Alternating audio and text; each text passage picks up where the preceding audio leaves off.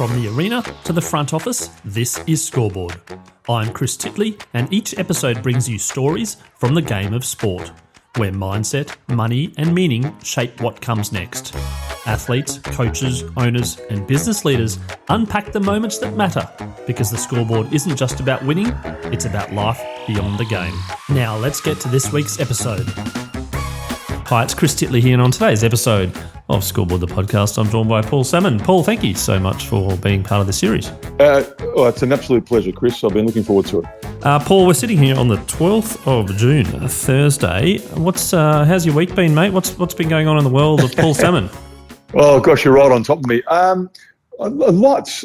I'm flying out to meet my wife, who's in New Zealand, at a conference, and we're going to head to Queenstown for a few days.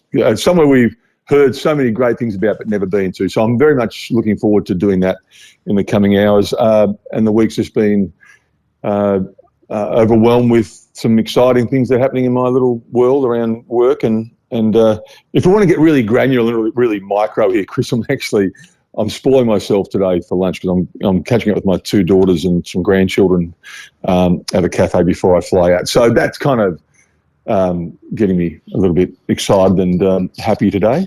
Do you think when you travel that some of the most exciting parts are before? They're just the anticipation of going somewhere you've never gone before. Yeah, I think you're right. It's kind of like a movie. You have people go, oh, you've got to go see this movie. It's the best thing. It's great. And you go see it and you go, oh, that's a bit underwhelming because you've lifted your expectations to a point where the movie can't even, it's not fair on the movie. And traveling can be like that if you take too much advice, because it's a unique to you experience. And we're expecting great things of Queenstown. So my expectations are it's going to blow me away. And I have no doubt it will, but I've got to be careful that I go in there and ask too much of it. So yeah, it is that anticipation piece, and I've been very fortunate with my wife Jo and I that we've had some great experiences, and some things we love, others might not. So we're careful when we're recommending stuff. That's for sure. And mate, at 6'9", do you get a nice seat in the plane, or are you a little bit cramped? Well, I do. I got to tell you, it can be expensive being tall. Not only do you have to get clothes made and lots of stuff, which there's a premium for and things like that, but when you fly, if you can't fly business class, which I try to as much as I can, so I limit my travel as much as I can. I'll try and grab an exit row. But here's the thing, Chris, and I've got a little that bugs me about this, because the airlines, and they're a business, and I get it, they started charging for exit row seats. So you pay an extra for the extra leg room, but they're charging people like me who have no other choice. Yes. Like, I actually don't fit in an economy seat. I just don't fit. So now they're charging me for being born tall, and I just think that's inherently wrong. I just wanted to have a soapbox moment and say, come on, airlines, you can do better. What's the threshold, you reckon, at tall? Do you reckon 6'7" and 0 or something like that, you reckon? Yeah, I think 200 centimetres is a pretty good 200, guide. there you go. That's a good round number. Yeah, 200 if you're 200 north of 200 centimetres, you get a free exit row seat. Well, you should. I don't think, because you've got no choice but to sit there. So it's like, we don't want to start charging. I'm not drawing any. I don't want to draw any comparisons. I'll get into trouble. But yeah, I've got no choice. I'm this tall. But I don't want to get bogged down in that. That's just a fun little, life's not fair kind of story. I'm good. I'm good with it, mate. I'm living. I'm happy. Yeah. No, that's right. You stay above the line. Stay positive. Do you get on the plane? First world problem. Do you tall world problem? Do you get get on the plane and you get your laptop out and start doing some work, or you just literally switch off and watch a movie and grab a Chardonnay? I'm a bit old school. I don't do the laptop on the airplane. If I put a pen and a notepad in my in the pocket of the seat in front of me, and if I have thoughts or ideas, because my head's always bouncing and trying to innovate and create and so forth and improve what I'm doing, so I'll take notes. And if I'm not taking notes, I'm reading news. I might be watching the news, or depending on the length of the flight. But I do like to switch off where I can. There are opportunities just to be with yourself and be present. And I think it's only beneficial to what you're doing outside of that moment. In terms of your relationships and your work, that you do spend some time with yourself. So sometimes it's a good opportunity to do that. Yeah, no, on an aeroplane it is actually. I write some notes down on my notepad, not my notepad, some notes on my phone, not a physical. I'm a sort of a half a millennial, half a Gen Y, 43, 44. But it's kind of good. You don't get too many moments to yourself, but your flying is one of them sometimes if you're flying by yourself. Yeah.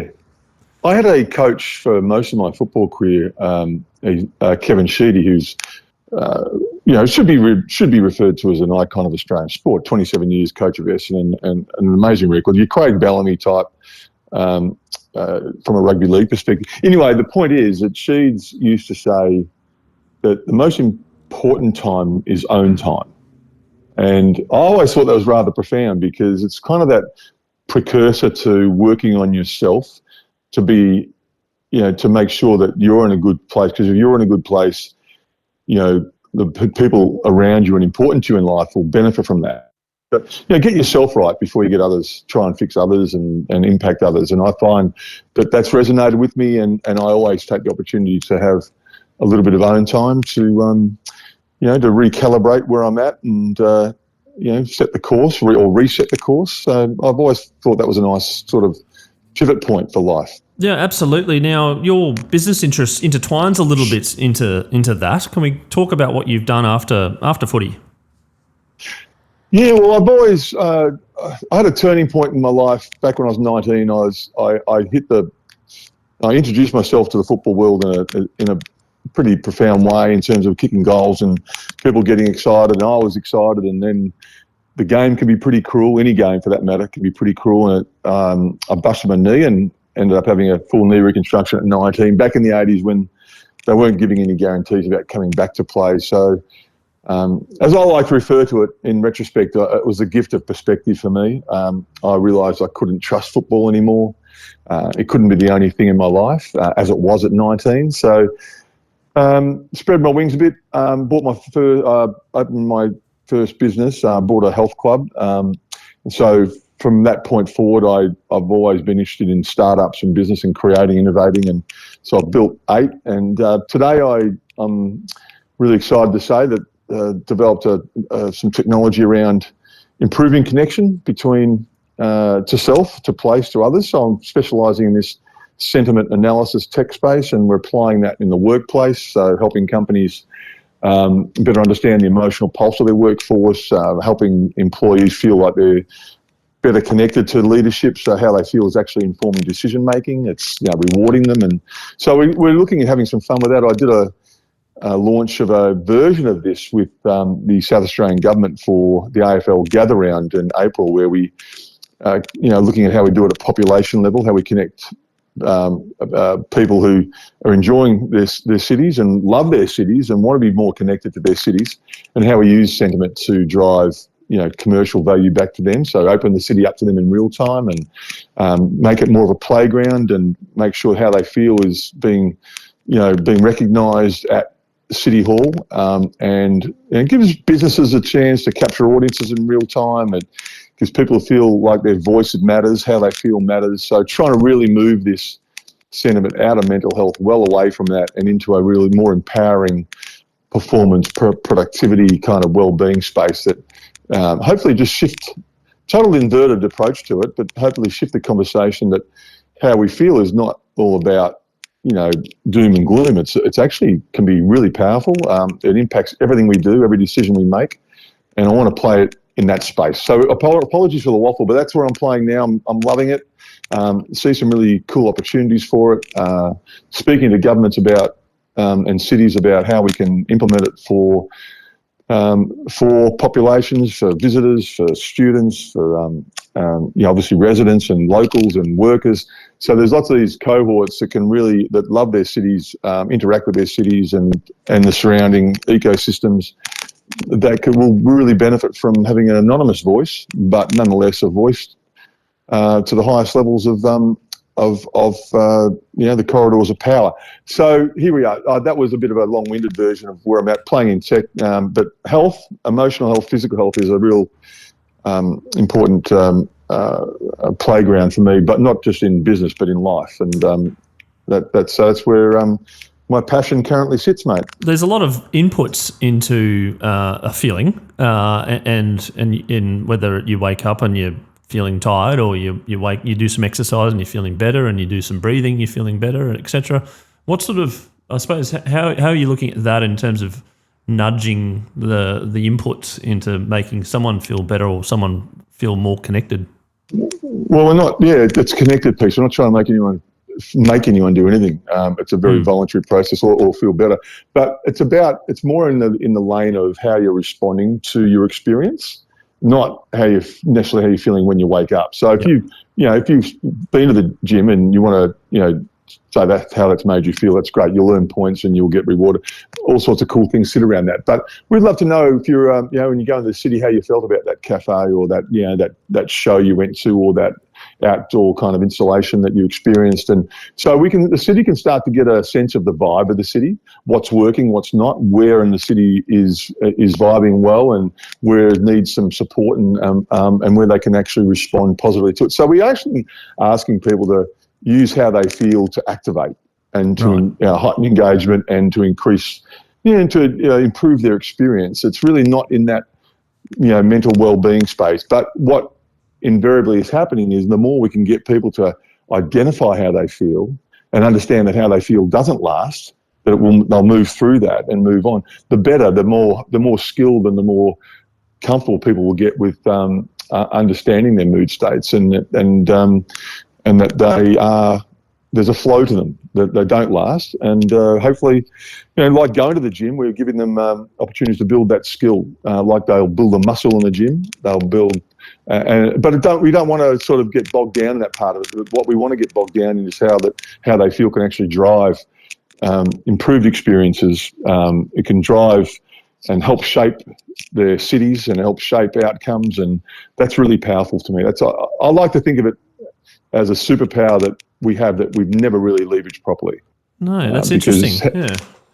Well, because how you feel is going to impact how you perform today.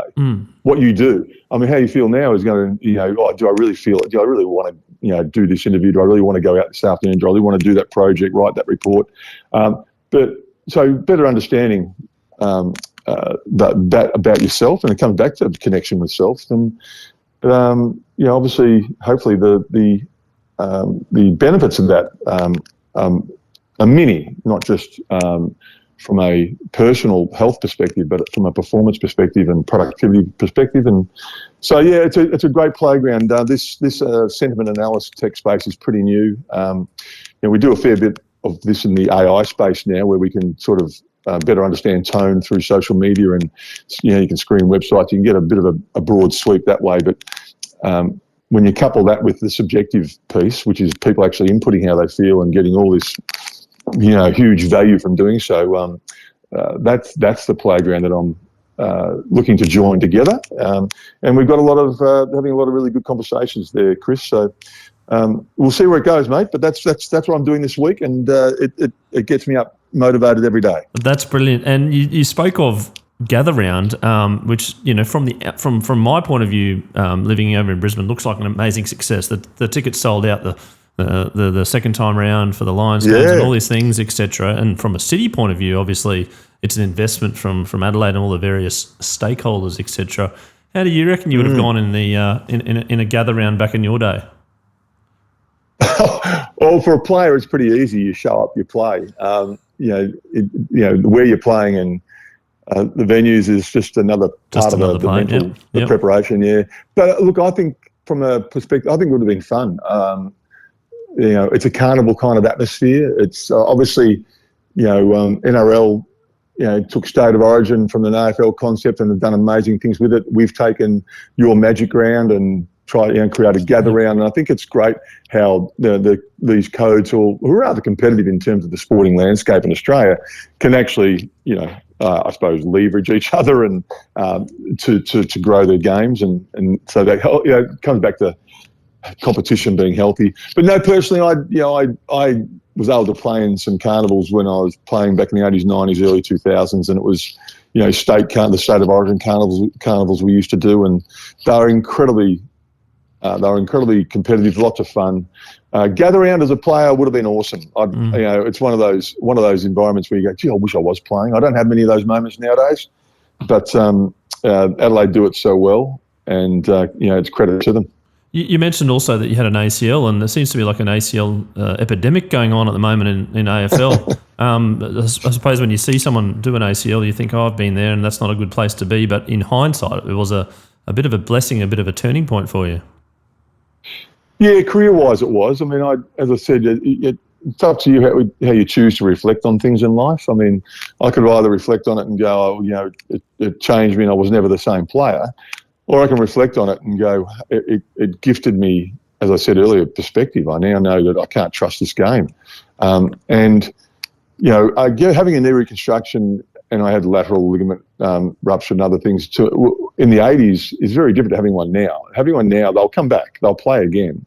There's still no guarantees that the level they'll play, but having it in the mid-80s, it was potentially a career-ending experience back then. So, life-changing. I mean, if I break it down, Chris, into a life-changing experience, as I said earlier, I had within 6 months of the knee, I bought a business. Within 18 months, I was married. Within 2 years, I had my first child.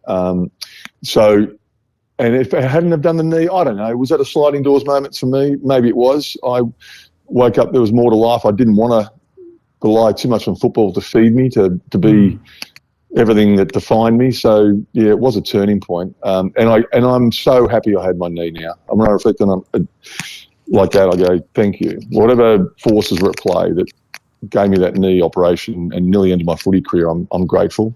Because now I know that with the benefit of hindsight, I did play another 19 seasons. I played 300 games after that knee and retired at 37, a very fulfilled athlete. Not really anything I really needed to or wanted to achieve more out of the game. And at 37, I had 3 teenage children and happy life outside of footy. So, yeah, very in a kind of warped, kind of crazy way, I feel blessed. Do you miss someone saying, how's your knee, mate? No, I don't. Not at all. It's funny. I tell a quick anecdote about that because when I bought this health club, and I'll keep this as quick as I can, I'd open the gym at 6 a.m. and let's just say Bill was standing there. And Bill would go, hey, Paul, how's the knee? Because it was a great connection point for Bill. I go, yeah, good, Bill. I'd just give him an answer about how it's tracking well. And then he'd go, how are the Bombers going to go this week? And I'd give him an answer on how the Bombers are going to go this week. And there were 2 questions. But what Bill didn't realise was he was the first of many that day that were going to ask me those 2 questions. And because I was running a business, and I was fresh at 6 a.m, so I could give Bill a lot of love. When Ralph came in at 9:45 at night, or 9:30 at night, he wanted to know how the knee was and how the Bombers were going to go that week. And what Ralph didn't know, that I'd been at the gym all day and 300 people had come through and 120 of those people had asked me those 2 questions. Right. So, and I'm not joking. This is what I had to do every day. So it was go to work knowing that over 100 or more times I might get asked those 2 questions. And it was a huge burden, but I also, at a young age, realised from a business perspective, it's not fair on Ralph to be dismissive at 9:30 at night. He just thinks he's the only guy that day that's asking yes, those 2 questions. Of course. You wanted to give him respect, yes. Yeah. Yep. So I've got to give him some energy and make sure that he got the Bill treatment, the 6 a.m. treatment. So, yeah, I kind of learned from a customer engagement perspective that, you can't let Ralph pay a price for the fact that I'm drained, I'm washed up and washed out. It's been a heavy day in terms of answering. Yeah, so it's funny when you it's quite triggering when you say, how's the knee? It played a huge part in my life for so many years that I'm sort of so relaxed, so happy now that I don't have to deal with it. What's the one question that people ask you now? The most. What's the weather like up there? Yeah. Right, okay, it's the height, yes. Yep. Yes. Well, it's kind of that mundane thing, wow, you're tall. You're tall. You get that, oh, wow, you're tall. Yeah. Well, you kind of do. And do they say, there's a basketballer over there?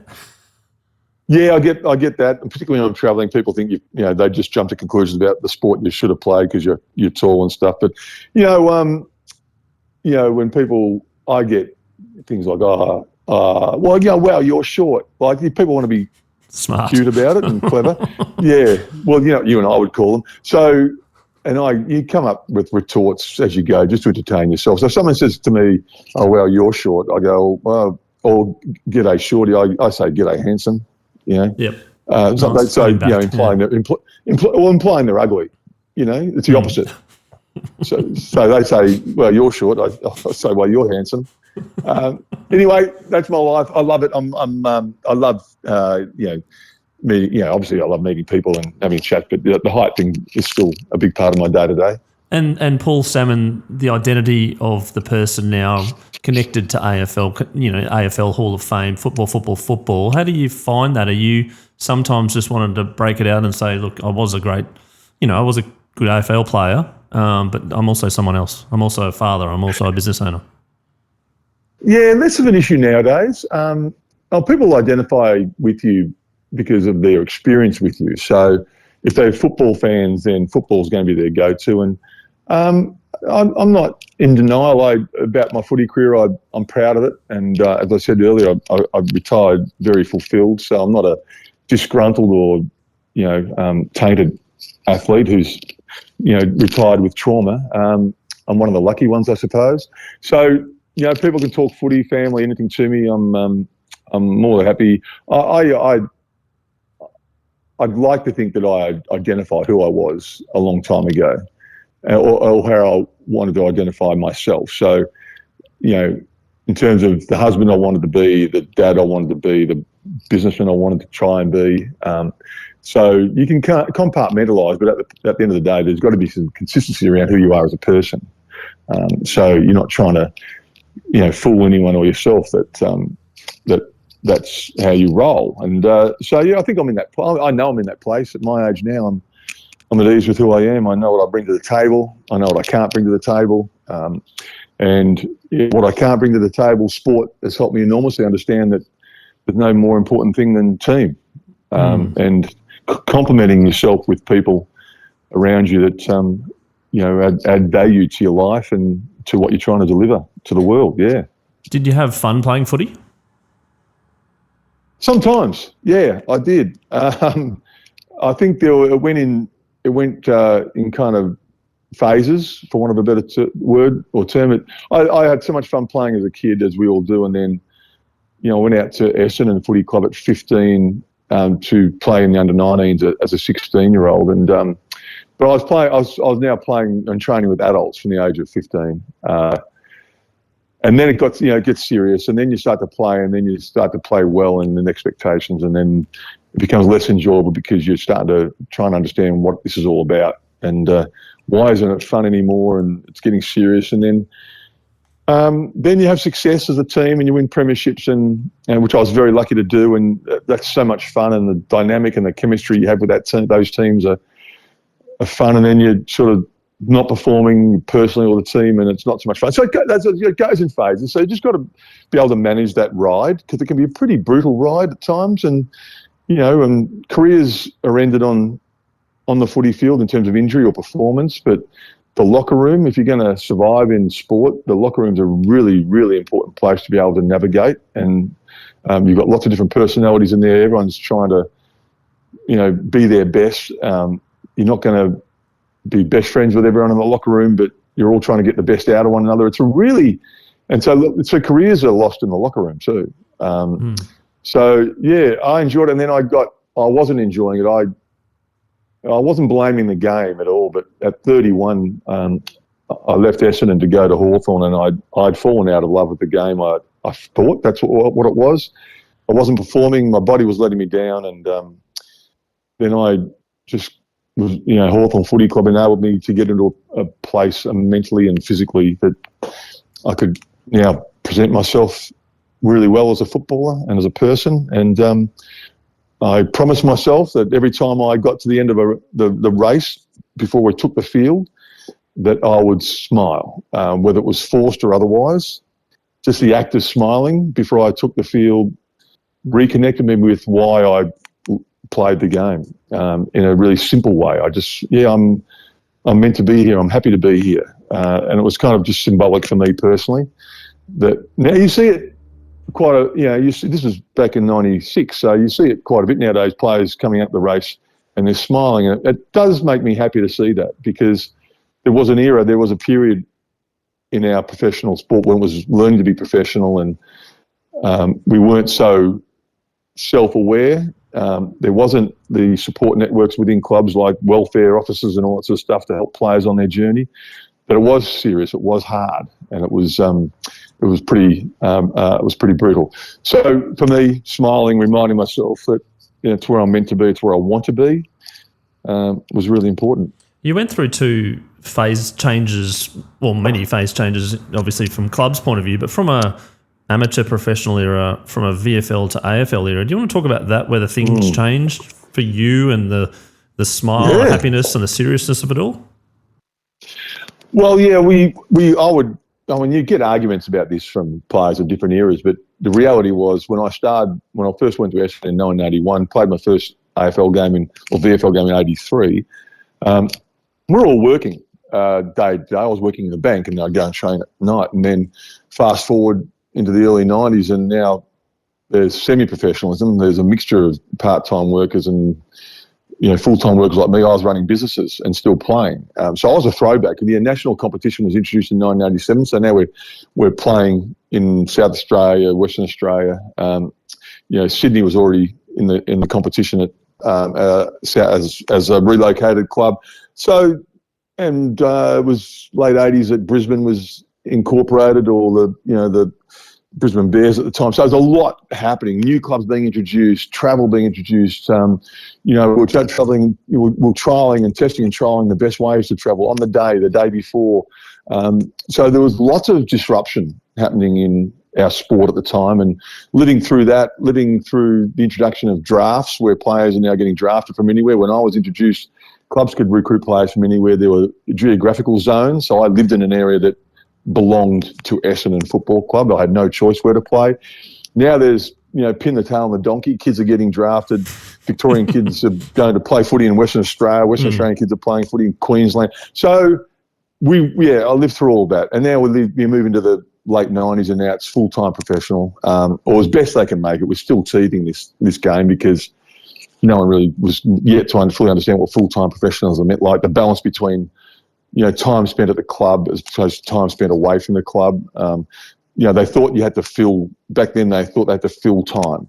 So you've got to be at the club a lot, because to justify full-time professionalism, it's kind of like a job. So we need to spend hours and hours there. And if we're there, we need to be doing stuff. So we need more people to come into the ecosystem. So, we've got a yoga instructor. Now we've got a psychologist. He wants this time. And players were rebelling against a lot of it because it was so draining. It was so full on. I presume today, from what I can tell from the outside looking in, they've got that balance right between time spent at club, away from club. So, the mental game, it's only a conversation. It's not a fact, but the mental game, as it was going through all that change, was and while still trying to adapt and perform, was exciting. It was exciting, mate, I can tell you now, but it was also really challenging. It was fun. I reflect on it really, in a really romantic kind of way, to be part of that change and to set the foundations for what the game is today, in a lot of ways. And the game's changed dramatically. But, to be a part of that was really cool. But embracing change became a norm for me. It wasn't like, oh, gosh, there's new rules, there's new changes. Just been accept it. You've had your chance to have your input into it. If it's implemented, then you change. You change with it. You can't fight that system from, in terms of you can help shape it, but, in sport, it moves too fast. You can't, fighting it's just almost futile. Paul Salmon playing AFL in 2025 versus Paul Salmon playing in, AFL in 1993. Which era would you rather play? Interesting. I think the romantic side of me says the 80s and 90s it was pure football, opponent. High scores. It wasn't sort of overwhelmed with too much structure and rules. Whereas today, but off-field was harder, I think. I can't make a comparison. I'm just saying it's hard because I see I see coaches like Craig McRae, the head coach of Collingwood Footy Club, and the way I think I would love to have played under him. He's got a level of empathy and understanding with his players. It's a nurturing environment. I think I would have responded well to a coach that. I responded well to Sheeds and my other coaches as well. It's not a comparison. It's just like the game shifted in that sense. So I wasn't a good fit for the 80s because I was maybe more of a sensitive guy, footballer. Whereas, and maybe but you weren't allowed to display that side of you because it was, if you had any failings, physical or emotional, it'd flush you out of the system pretty quickly. You had to almost put on a facade to survive, in some ways, it was kind of, that's how I felt at least. But today you've got environments now where they really do understand the individual, they support the individual, they tailor to the individual, and your interests outside of footy. So I don't know what era would have got the best out of me. All I know is maybe a 6'9" athletic footballer would be able to adapt and I'd be playing today, as well as I was playing in that era, in terms of, I'm not talking about performance, but it's an interesting question. I haven't been confronted with that before, Chris, but I think I would thrive today. I really do think I'd enjoy today's football. I don't think I'd enjoy social media. Ah, right. Yes, that goes with that, with potentially having a beer in a pub getting snapped on a Wednesday night or something like that. Yeah. Yeah, I don't think you adapt. And obviously if there's social media back in our day, then we would have probably adapted and not being as cavalier. But rat baggy. Yeah, that's the word. But yeah, dealing with judgment from anybody and everybody would be difficult. So I do feel for today's players who are kind of, drowning and so, they want to avail themselves of social media, but they have to take the good with the bad. So, I don't think I'd enjoy that. How do you go with feedback? Did people sort of, it come hard at you in some instances and you sort of step back, or are you more like I understand. Yes, I need to improve? Oh, look, I'm happy to confront. And when you say you're confrontational, it doesn't mean that, you want physical, violence. It means that you're happy to address situations. I'm happy to be in a room with anyone, take feedback and give it. I wasn't good at that early in my life. For sure, as I matured as an athlete and a footballer, I got better at it.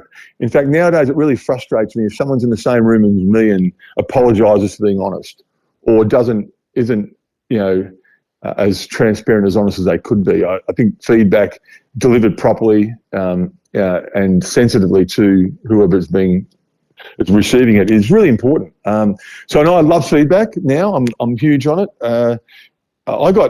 I'm one of those athletes that had great moments in my career, but also had tough moments. So there was a game the year before I left Essendon to go to Hawthorn, and I got booed off by 60,000 Essendon fans, my own fans, booed me off the footy field. There was some reasons behind it. I'd had a back spasm before the game. It was pretty nasty. Kevin Sheedy, and I agreed. I wanted to do it. He wanted to put me on the field and play, and I was probably shouldn't have, but he told me to stay in the goal square, not move out of this goal square. He wanted to track the ball long, and I moved out of the goal square, and he took me off the field. This was in the second quarter, because he said that's what he would do. If I left the goal square, he'd take me off. But you can imagine the fans watching me not leave the goal square and get frustrated with that, and I totally get it. I was frustrated too.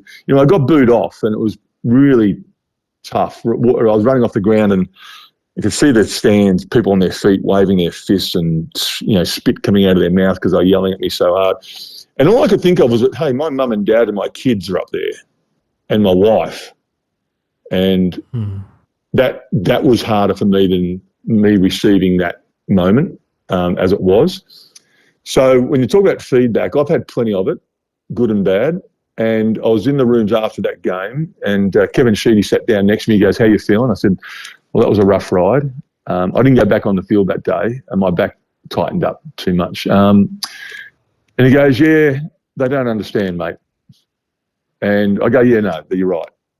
And he paused, and he said it again. He said, "No, they don't understand." And I go, yeah, I get it. Yeah, I understand. I get it. You're right." And he paused, and for a third time, Chris, he said, No. Listen to me. He said, "They don't understand." and you try too hard to make them understand. And he walked away, right? Now, that could be nothing to most people, but I got back to the car in the car park that day, and I got into a car where my wife's very upset. She's in tears, and she had to sit through people 5 metres away yelling abuse at me, probably again. She probably had to sit through it enough at that stage, and she'd had enough. My kids, one of my girls is crying and she doesn't even know why. The kids are following the mum or dad. Yes. Probably. Yeah, and there's others too. They knew that the oldest was sitting there and she's a bit rattled by it all. Anyway, so that hurts you. And you get home, 24 hours, I have to move on because I've got to play another final the next week. But that was a moment. Anyway, I kind of stewed on this they don't understand piece. And I stewed on it a couple of days, and it was just playing over and over in my head, fish, they don't understand. And you try too hard to make them understand. These words are starting to resonate with me. So to cut a long story short, I decided there and then that I would stop being that person. I'd stop being that person that tries to bring everyone on the journey with me, which I had done since I was a kid, kicking lots of goals, getting knee injuries, explaining how my knee's going, explaining how the Bombers are going to go, justifying my form. I'd done it for so long, and it was a weight. It was now a weight. And I just made a real decision then, which was life-changing for me, Chris, that I would stop trying to commentate my life to people, trying to help them understand what my decisions are, justify myself. It was so liberating. And you can beat this out, but I wrote 3 words on a bit of paper and I carried them with me everywhere I went for the rest of my footy career, which was only 6 years after that. But they were liberating. I could have written any words I wanted, but I wrote fuck them all. And I know it may sound different to a lot of people listening to this podcast, but for me, it was just a simple reminder that this is not their journey, this is mine. And I can't carry them with me. It was about focusing on myself, coming back to what we were speaking about really early on our conversation, that focus on get myself right. And that will bring people with me again. That will do what it needs to do. And I focused on myself physically and mentally, got myself right, and I became, I got the selfish piece right. I got the ruthless bit right. A lot of people see those words as bad words. I see them as beautiful words. They are beautiful words we don't use enough. You get selfish with your life sometimes, it's only a good thing, in the right way. You need to work on yourself. You need time for yourself. You need to do something that's going to improve you. Be selfish. Get it done. It's a good thing. And you have to be ruthless sometimes to achieve it. To get that outcome, you need to be ruthless with your focus. Okay, I set out to do it. I'm going to achieve it. And they're great words. And when applied properly, they're healthy words. And I love those words because they changed my life and made me I'd like to think they made me a better husband and father and businessman anyway, because I still lean into it today. Yes. Yeah. And you mentioned there along the lines of progress forward. I did a podcast yesterday about with Jade Bartholomew. He's a young hockey player in Brisbane right. whose dad actually played one game for the Wallabies, but she plays for Queensland in hockey, and she started this thing called the 1% activewear on the basis of getting yourself 1% better and more improvement. Were you a sort of a small incremental improver in your life, or were you like a giant leap going, I'm not going to do this, or I'm not going to do this, or I'm not going to drink for a year or something? Oh, look, I think there's incremental improvement in everyone. I think that's just a given when you play sport. You can't strive for a quantum leap of 10% improvement in a certain skill set because this just doesn't happen like that. You'll come to the table with the talent for the sport you play, and then it's incremental from there on. You know what? I got into the club, and I was skinny and tall, and Sheeds wanted me to build a body. So, a gymnasium's all about incremental. But then, and I didn't enjoy it, and he wanted me to fall in love with going to the gym, and so he'd make me do it before training. And while my teammates were out there, we're using footies, I'm pushing weights, and then I fell in love with it, and I bought a gym.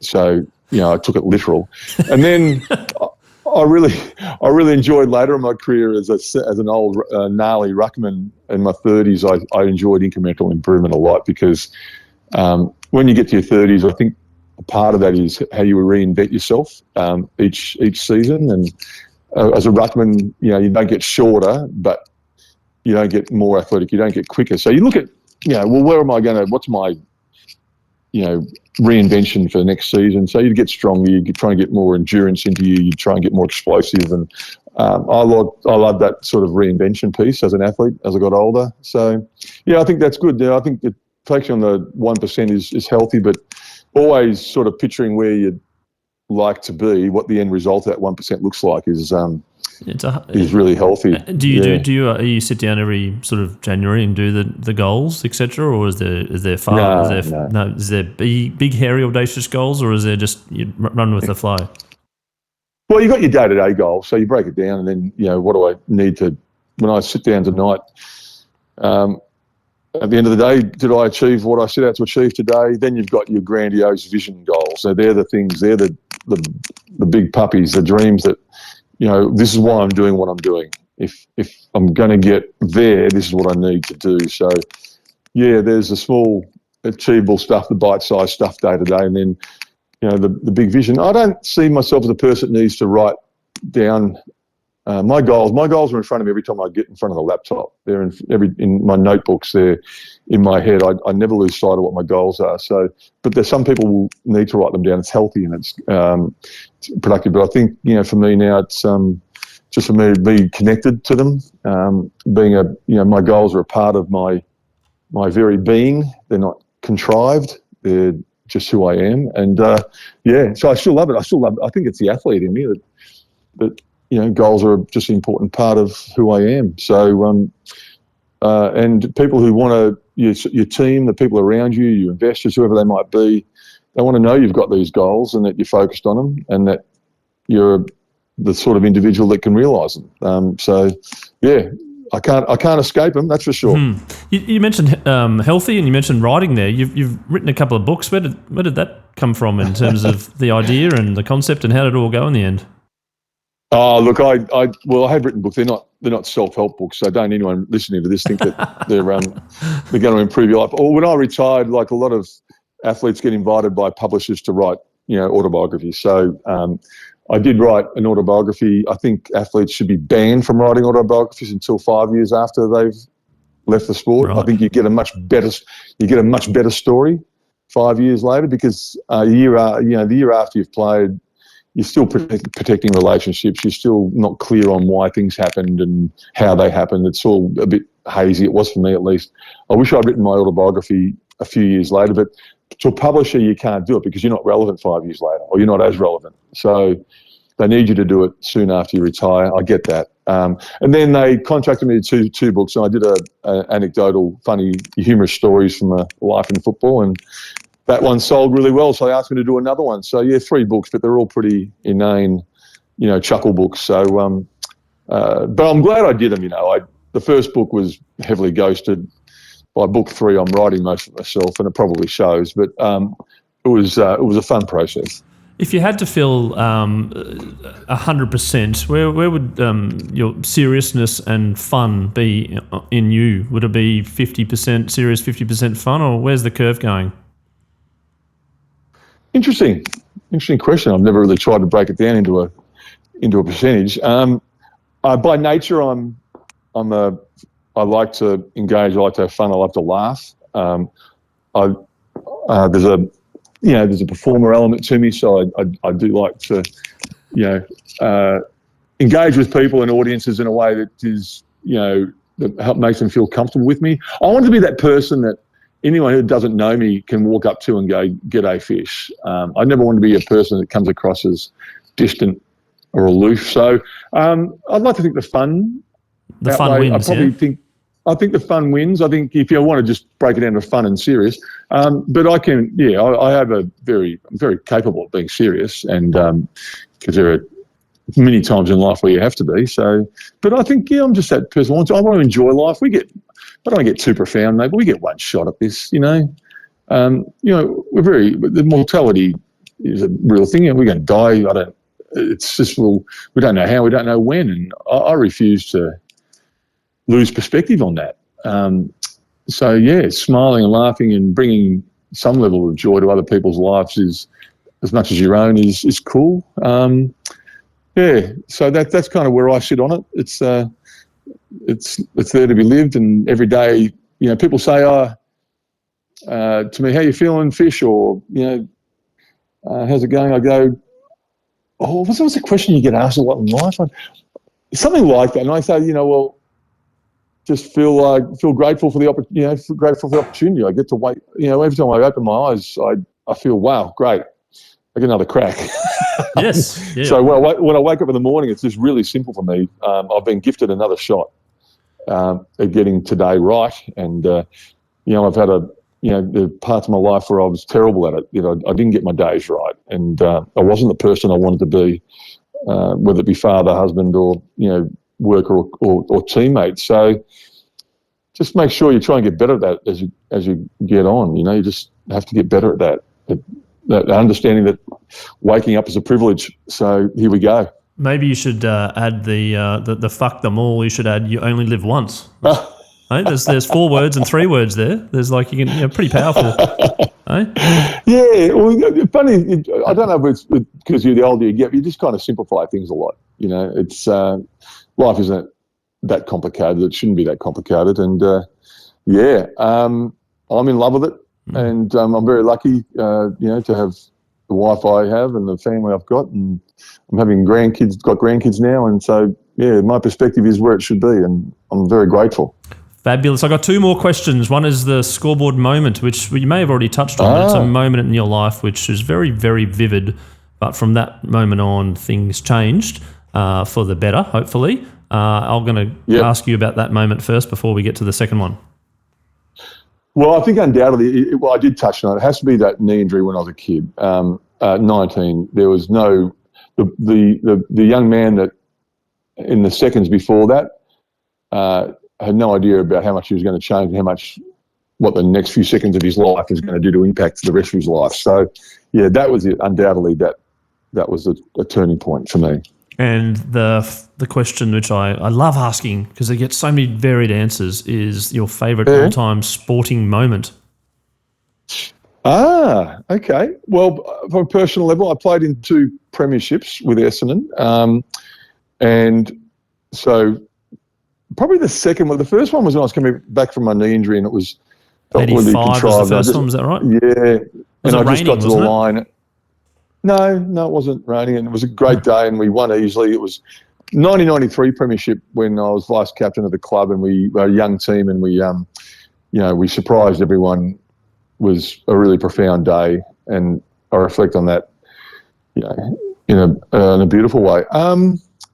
And sporting event, I kind of watching TV, watching Kathy Freeman win that 400 metres. It's been a classic. Like everyone else. Well, it's just such a good moment. Jim Wilson from Channel 7 called it as well and said, you know, alongside that beautiful moment with McAvaney commentating, everything was just perfect, and the way that her body language, and it just, you could read, picture told 1,000 words in terms of what she was feeling and what the nation was feeling. Yeah, I think and it was symbolic for Australia at the time. We were taking on the world's biggest event.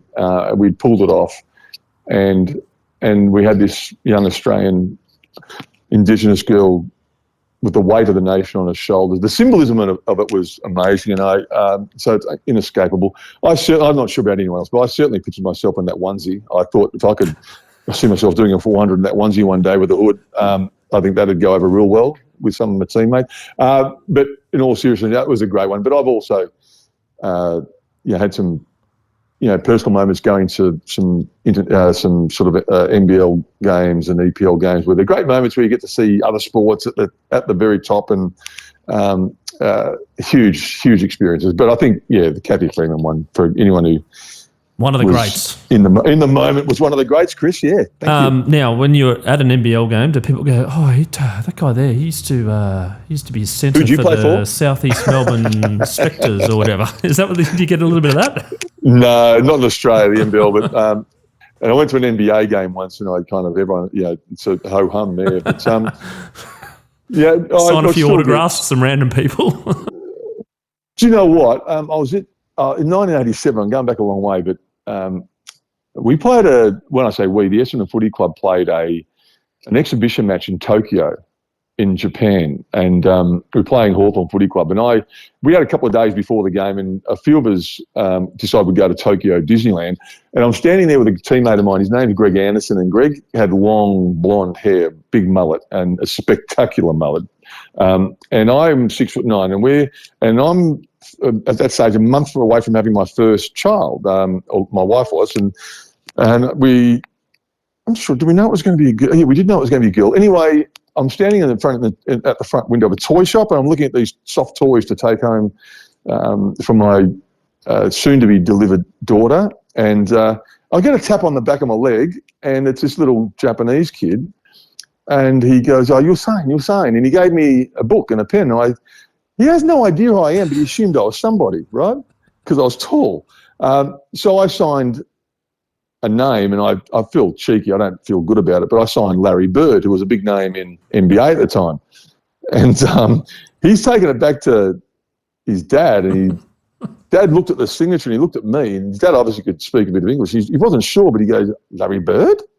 And anyway, before I knew it, I'm not going to lie to you, it was very funny. I had about 30 people lined up for autographs, and even Greg was signing autographs. So when you talk about people thinking you're a basketballer, I had a bit of fun with it that day, and then I look up, and about 30 metres away, there's Mickey Mouse.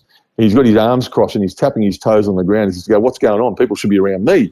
But here I am signing an autograph. Larry Bird from Melbourne. Larry Bird. So that was a funny moment where I had a bit of fun with it. Mickey wasn't happy with you. Mickey wasn't happy with you. Paul Salmon, thank you so much for being on Scoreboard today and telling a few yarns and having a bit of an insight into your life off the field and on the field as well. I really do appreciate you taking the time out and looking forward to following your progress in the business, looking forward to helping where I can, and obviously looking forward for Scoreboard to support it where possible. Thanks again. Thank you so much, mate. I enjoyed it very much. Take care.